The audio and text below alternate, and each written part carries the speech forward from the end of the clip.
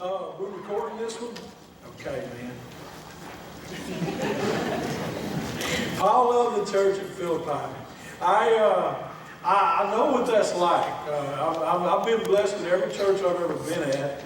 But there was a church, I pastored 5 churches.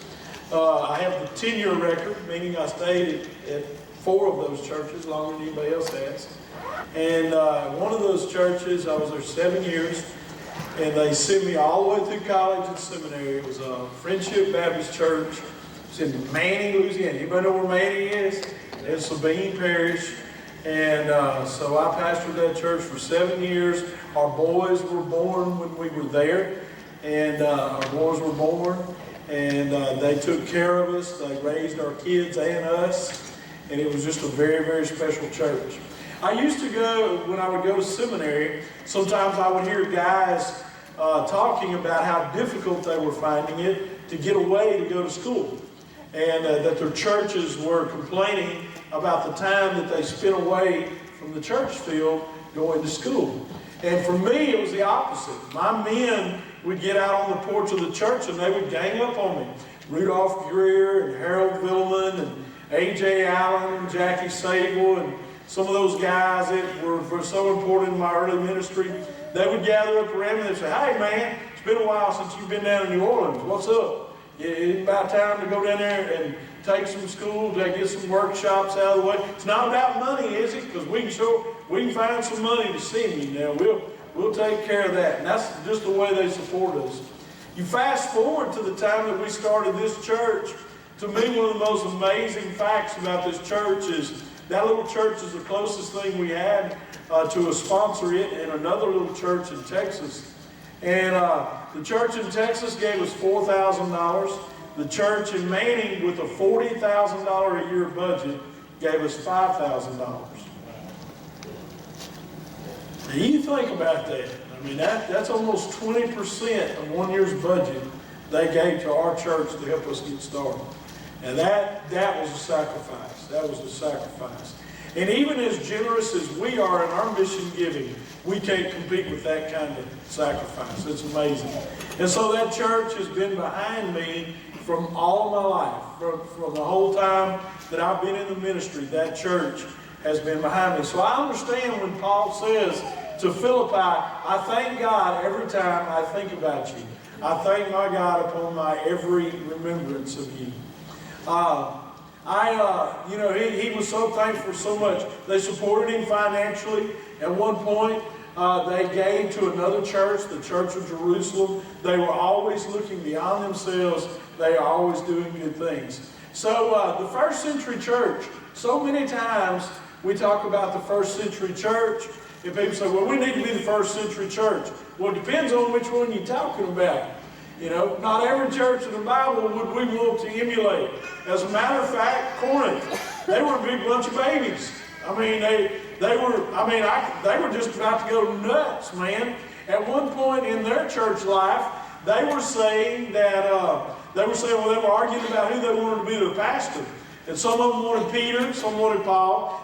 Some of them wanted a very eloquent preacher named Apollos. And some of them were so super spiritual that they said, "We don't need a preacher. We just need Jesus. You know, we need to just focus on him." And so they had all of these things going. Well, I can almost see those 3 guys over in the corner, can't you? And ain't none of them want to go. I mean, Corinth, man, they've been nothing but troubles. They've got people, you know, that are in all kinds of immorality. They've got arguing and fussing. And I see Peter, Paul, and Apollos over in the corner going like this, you know. It's like, "No, I ain't going, you go." You know, so no, we wouldn't want to be the church of Corinth, and we wouldn't want to be the church of Laodicea, the lukewarm church, and we wouldn't want to be Sardis, the dead church. We wouldn't want to be some of the churches in the Bible, but we would want to be Philippi. Philippi, I think, would be the closest thing that I could find, either them or Antioch, at being what I would call an extreme church. Let me tell you about today's sermon title. Look at our next slide. Bella and Emma Wiley, their dad is Charlie, and they live down at Center Point. They typically go to the Catholic Church. They had visited our church on Easter Sunday. They went home to report to, I think it was Grandma, and they said to their dad, "Hey Dad," this is their take on his church. "Hey Dad, we're doing some extreme churching now, aren't we?" And so their conclusion about his church is that they were extreme churching it. And man, when I heard that, I thought that is my favorite thing I've ever heard say about this church, except for the one time when somebody said to me, they said, "It's like you write your sermons in crayon." That's me, crayon sermon guy. That was awesome. I really did think that was an awesome compliment. And extreme churching it. So what does extreme churching it look like? Let's look at the church at Philippi here in chapter 1 of Philippians, and we'll get a hold of what does an extreme church look like. Extreme church always has a divine factor. Now I know that, to say an extreme church has God in it, I know that seems redundant. I know that seems like something that we could take for granted. But I want to tell you today, it's not something that you can take for granted. As a matter of fact, in the Old Testament, we find that the Bethel, which meant house of God, in the days of Hosea, a couple hundred years later, it was called Beth Haven. And so the house of God became Beth Haven, the house of nothing. And if you're not careful, church can do exactly that. The house of God can become the house of nothing.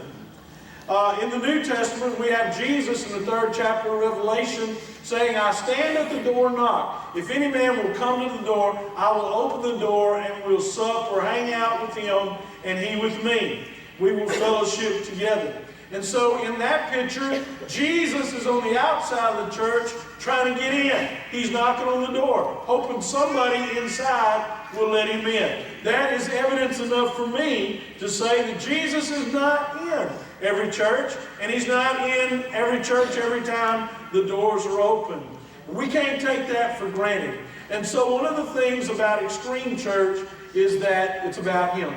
He's the one, he says to Philippi, the God who started this work. So God started the work, he is carrying on the work, and he will finish the work when Jesus comes back. That's what was said about Philippi. God is at work in this church.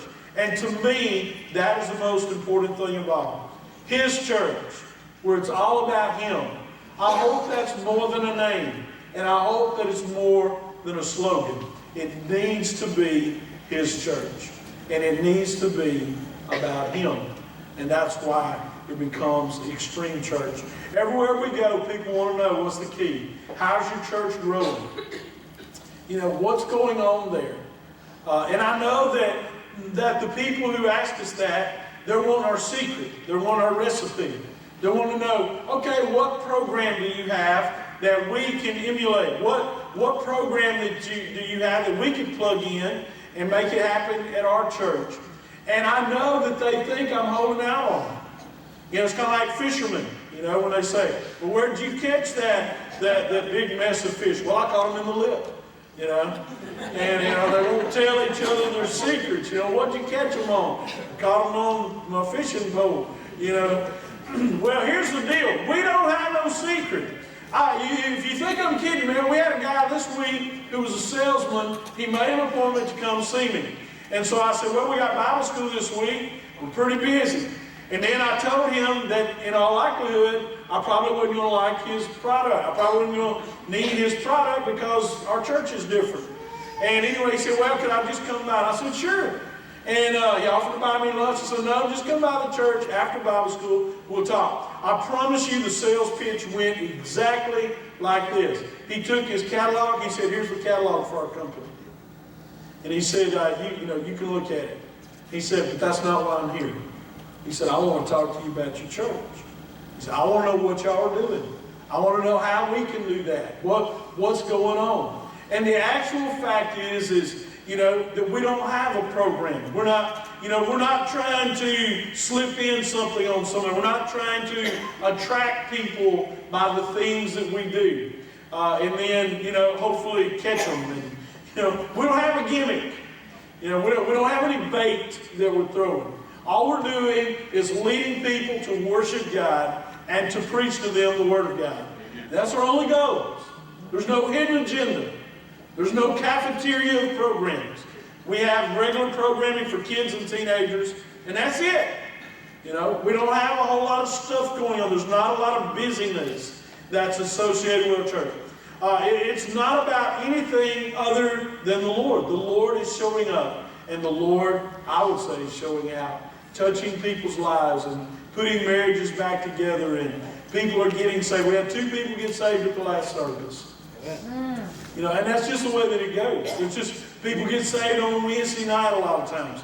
And it's just the way that it goes. The Lord is here. And that's the key. And that's what we tell people. It's all about Him and what He's doing. We're doing less and receiving more than we've ever done before. I've had people, they talk about, well, how do you shut the back door? And what they mean by that's a church term.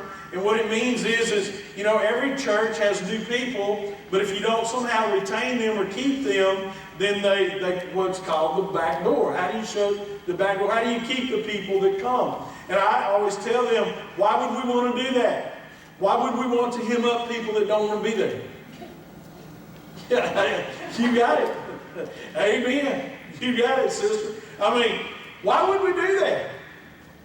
Why would we want to hem up disgruntled people who are only halfway into what we're doing? So they can gripe about the halfway into it. Well, that's just dumb. You know, we don't put up with wolves. If you're a troublemaker, we're going to put the crosshairs on you and shoot you dead. You heard my marksman over here. He shot down 2 or 3 of them, man. That's my ace right there. Guarantee you, man. No, we ain't putting up with that. We're not going to let you scatter the wool on the sheep. These are our sheep. Give it our care. We're not going to let the wolf come in and act stupid up in here. Not only will we shoot you and pile you up, we're going to brag about it and laugh about it later. While you're driving off mad and cussing us, we're high-fiving. Merle sings, another one bites the dust. You know? No, man, we ain't putting up with that. Look, if you don't like this church, there's a back door, man. If we don't have a back door, we don't have a back wall. And I'm not saying that to be stupid, but can you imagine Paul begging people to stay at church? Can anybody imagine that? I can't. I really can't. Well, worship is the key. I'm so thankful for Jonathan. Amen. I'm so thankful for our band who come together and lead us in worship on Sunday. You know, and I know so many times people talk about, you know, contemporary worship, and you hear about worship wars. Well, we just do both. We have, if you like the old Rugged Cross and Amazing Grace, we have an 8 o'clock service. Now, I know it's early in the morning. Crazy as it sounds, those people show up early. It's funny. The 8 o'clock crowd shows up 15 minutes early, and the 11 o'clock crowd shows up 15 minutes late. I'm like, man, that's cool. That's really cool. Anyway, my son JC said, Dad, the 11 o'clock crowd is the 11 o'clock crowd for a reason. So that, you know, there you have it. You know, you sleeping late, God love you, man. I mean, you know, you stayed up late, that's what I do, man. You know, if I was a peep in this church, I'd be at the 11 o'clock service, I promise you. I'd be sleeping till 9:30, man. I'd be smacking that alarm clock one more time, you know. Anyway, you know, the whole thing is we have the contemporary services, and, you know, I've heard people say, well, that's just 7-11 music. You ever heard that? That means that they say they sing 7 words 11 times. Well, here's my comeback to that. We may be singing, I mean, I don't believe it's 7-11 music, but if you want to call it that, you call it whatever you want. At least we don't hate our song so bad that we skip the 3rd verse every time. That's like the criticism when they talk about they want to hate on us because we don't have Sunday school. You know, and look, I love Sunday school. Ain't nothing wrong with Sunday. I wouldn't even care if we had a Sunday school one day, but we're not going to replace what we do in homes at night.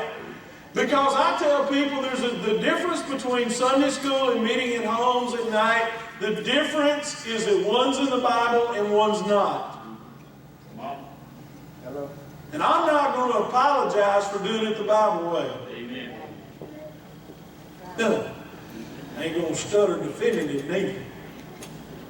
How about baptize? I've had people criticize because we baptize in the river. I'm like, Like two words for you, Jesus and Jordan. What you got to say? You know, the whole thing is that, you know, we want to have that vertical connection. Worship is the key. When we come here on Sundays to worship, we are connecting with God. And then we're going to connect horizontally with His Word. Extreme Church is not about a program, it's about a person. Extreme Church. Favor is easy to see. The members of the council were amazed when they saw the boldness of Peter and John, for they could see that they were ordinary men with no special training in the Scriptures. They also recognized them as men who had been with Jesus. May the world look at us and say, hey, that bunch is hanging out with Jesus. This is what the Lord of Heaven's army says. In those days, 10 men from different nations and languages of the world will clutch at the sleeve of one Jew, and they will say, please, let us walk with you, for we have heard that God is with you. For those who believe in replacement theology, I don't know what you're going to do with that one. That's right. God still has plans for the nation of Israel. And those plans are that they be favored in a highly favored status kind of way. But God favors easy to see. Look at our next slide. The extreme church is looking out. Not only is it looking up to God, but it's looking out around us and seeing needs beyond ourselves. He says to them, for you have been my partners in spreading the good news about Christ from the time you first heard it until now. They had helped Jerusalem through their tough times. They had, Paul brags to the Corinthian church about all the help that the Philippian church has given, not only to Jerusalem, but also to him. In chapter 4 Philippians, Paul says, there was a time when you were the only ones that were helping me. And so the church of Philippi, like the church of Antioch, were always looking beyond themselves. They didn't look at their church situation and say, what do we need? They looked beyond themselves and said, what do they need? What does the church of Jerusalem need? What does Paul need? How can we help? And they look beyond themselves. Extreme church is looking at. I remember when David came to our church. Man, we were after David so hard. He was at Tall Timbers. And man, I told all of my youth group, I told all the kids, I said, man, be nice to them people. We would love for them to come to our church. And if I'm mistaken, you shake your head if I'm right or wrong about this, I remember this, that we dedicated a whole month's offering to missions. And that hooked David.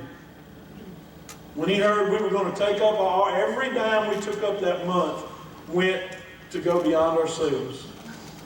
We didn't keep one dime that month. Everything we took up that month, we sent on the missions. I can tell you today that God will bless the church that looks beyond itself. I will tell you today there's no such thing as a money problem at church. You show me a church that don't have enough money, and I'll show you a church that has spiritual problems. When you get your heart right with God, and when you get unselfish and look beyond yourself, there will never come a time when a church will have a need that God won't take care of it.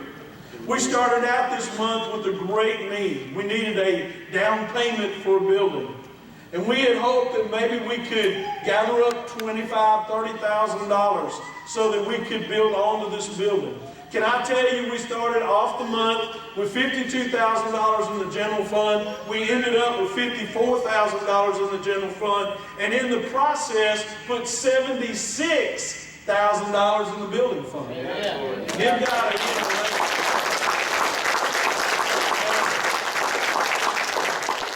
Remember when Moses was collecting for the tabernacle and he finally said, whoa, man, stop! You know, I can't take more. I'm not going to do that. I ain't going to do that. But I can tell you that God is in the provision business. And I believe with all of my heart that the reason we never scrape the bottom of the barrel around here is because God has given us a vision beyond ourselves. God has let us see the needs that are beyond us. Look at our next slide. Extreme church is looking out. the church of Antioch sent out Paul and Barnabas. They did it when they were less than a year old. We started a church in Monroe when we were 18 months old. We became the youngest church in the Louisiana Baptist Convention to ever start a church. That's what that offering was about, David. Our church that we started in Baton Rouge has just bumped us out of the #1 spot. The church in Baton Rouge tried to start a church, or they're trying to start a church. They're 16 months old. You see, it's extreme church. Most people would tell a church planter, look, your church needs to be 20 years old before you ever look beyond yourself and try to do something beyond yourself. I called Brian yesterday and I said, hey man, tell my church, give my church a word of encouragement about looking beyond themselves. Look at what he sent me. It's on the next slide. 2 ways his church, talking about our church, has changed our church forever. Grace and generosity. Number 1 is about grace. We learn the importance of keeping the main thing the main thing. And the main thing is the gospel of Jesus, boldly and proudly proclaiming the grace of God in everything we do. This is the most obvious thing to me about his church. It's also my favorite. The second thing that he said they learned from us, we have learned the importance of extreme generosity. You guys have given more than was expected and stepped out from the beginning in faith. Keep going. Believing God would take care of you if you were obedient and risked it for the kingdom. Brother Steve told me once when I was thanking him to make sure and pay it forward. We are stepping out 16 months into our church's life and becoming a partner church for Circle Church, a new church starting in Alexandria, before it's prudent to do so. We learned that from you guys and hope that Circle Church learns it from us. Extreme Great Commission generosity. Looking beyond yourself. Here's the point. Here's the point. I know that one day we'll probably have a paved parking lot. I know this because I'm pretty sure it's a city ordinance. and I think before we can build the Bass Pro Shop up on the hill, I think that we have to have a paved parking lot in order to get that building permit. And so I'm not going to tell you that we're never going to pave our parking lot. And I know that it's an inconvenience to walk in the rocks, and especially if you're in high heels. I get that. I kind of get it. I've never walked in high heels. Well, we kind of had platform shoes in the 70s. But anyway, I digress. I understand that. I understand how cool it would be to have a paved parking lot. But can I tell you today that I just can't spend $50,000, $60,000 on a parking lot when I know that I could take that money and start a church in Lafayette with you? Amen. Come on. Get you some flats, ladies. Or get coordinated. One of the two. I cannot spend $40,000 on a steeple when I can start a church in Lake Charles. Y'all get that? Can we move on? Yes. Extreme church looks beyond itself. And I'm telling you, as long as we look beyond ourselves, you hear this word, as long as we are not selfish and look beyond ourselves, we will never run out of money for the needs we have here in this church. Look beyond yourself. Extreme church is looking out. The center of the kingdom of God is not at 1381 Pinehurst Drive. There is work being done for the Lord Jesus Christ all over this planet. And wherever you or me need to be a part of that, so be it. So if another church, if God calls you to another church because He needs you more there than here, my goodness, get up and go. Amen. Be where God has put you, where He wants you, and where He needs you. Extreme church looks around. There was great love in their fellowship. John 13:35 says, and by this all will know that you are my disciples. How? Because of your building? Because of your steeple? Because of your motto? Because of your programming? Because of your great staff of personnel? Why? How will they know that you're my kids? Because you love each other. That's why. I would say that Extreme Church has an extreme heart for people who have needs. I would say that when people come up in here, that a lot of times their lives are messy. You know, a lot of times people are looking for a new church because they're going through a divorce, or they've had problems in their old church, or you know, they've had difficulties, or something's going on, or they're new in town, or they're dislocated, they've relocated, they've moved, they got difficult things going on. I would say this, that so many times the wrong message that the church has sent to the world is we've got it together. We've got our act together, and the message, whether it was real or subliminal, was, and if you get your act together, you can come be with us. But the truth is we don't have our act together, and when we're honest, we know that. We all know that at some given point in life, where all of our lives are messy. That there comes times when we're just messy. And in the midst of that, if we can own that and say, hey, we do have messy lives, but we love the Lord, and if you'll come up in here, we'll love you too, and maybe you can love the Lord with us. Amen. That's Extreme Church. Grace happens here. Look at our last thing today. Extreme Church is looking ahead. I am certain, I'm not guessing here, Paul says, I am certain that God, who began the good work in you, will continue His work until it is finally finished on the day when Christ Jesus returns. I am certain that this church, Philippi, has a future. I am certain that God has a future for you, and God has a plan for this church.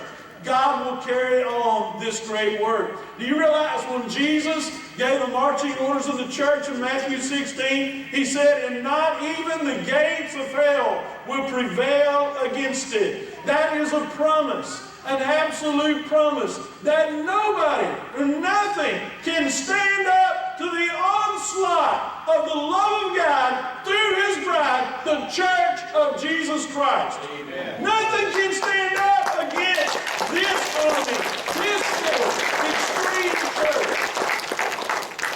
Oh, thank God we're on the winning side. Amen. Did y'all hear about Deflategate? No, I'm not talking about the Patriots. I'm talking about the fact that I got a flat basketball at my house. And I'll practice with you. And I can beat anybody at horse. Come on over, I'll show you. No, actually my son and my grandson, they accused me of letting the air out of the ball. They were calling me Tom Brady because I was giving them a big run for their money in a game of horse this week. It's the first time I've been hot this decade. Now, I'm not talking about that kind of hot. I've always been that kind of hot. I'm talking about the hot, like, you know, can make the bag. Anyway. That's so dumb. Anyway, I hate to lose, man. When my kids were little, we played Old Maid, and I saw them, and their face just, you know, kids can't hide the fact when they got the Old Maid. You know, they don't have no poker face. They go, ooh. You know, they just get cross-eyed and down in the dumps. You've seen that, right? I just, you know, I would always say, well, son, I hope your mama gets it from you because I ain't. You know, your mama loves you. She might draw from your hand, but I ain't because I know where the Old Maid is. You know, and so, you know, and after a while I lose track of it. But, you know, when the kids got the Old Maid, you know, man, I ain't let you win. If you let your kids win all the time, you're going to raise losers. Right. Come on. That's the truth. Get them in the backyard and strike them out and they'll learn how to hit. That's the truth. It's absolutely the truth. You know, here's the deal, man. We're on the winning team. We're going to win. I would tell you today, it's not a competition, it's a war. But we're out, and He's going to give us the victory. The church of Jesus Christ has a future. We can look ahead. While this world is getting worse and worse, and it is, we can know that the church of Jesus Christ has a very bright future. Extreme Church is looking ahead. So say, you know, go to the next one. Go to the next one. I want you to know that millennials are my peeps, man. People born from 1980 to 2000. It is amazing the mindset that this generation has. This generation is the largest generation there's ever been in America. They're the most unchurched generation. Now you can look at that two ways.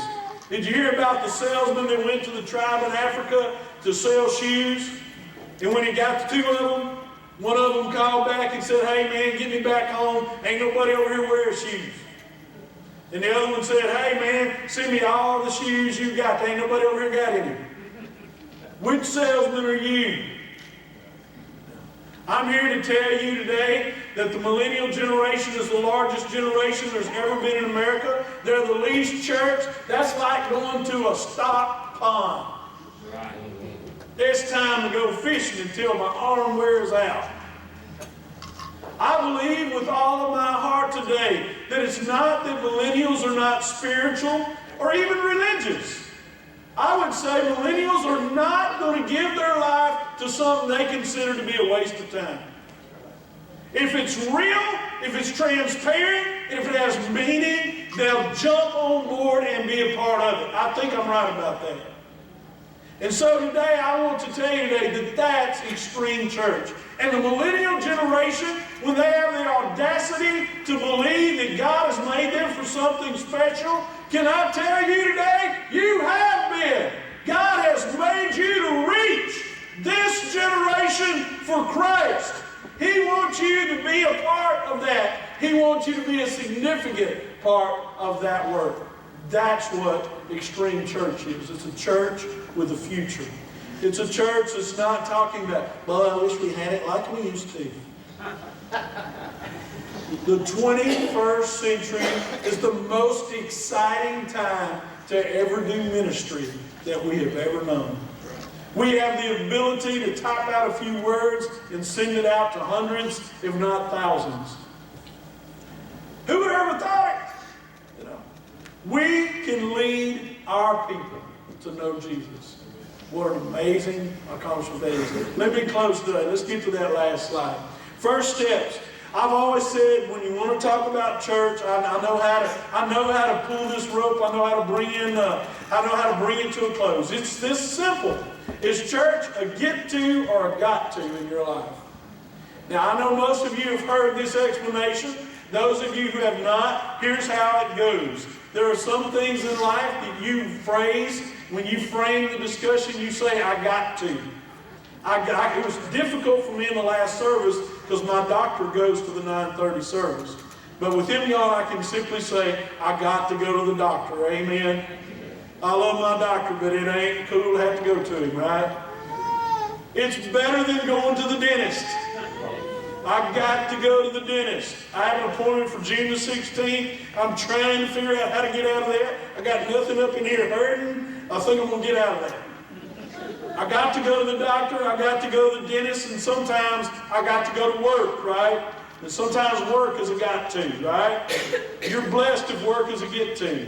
A get to looks like this. I get to go hunting. I didn't mean to look at you, Randy. I get to go hunting. I get to go fishing. That's what we like, right? Or I get to go play golf, right? Or if you're a lady, maybe you say, "I get to go do whatever. I get to go shopping.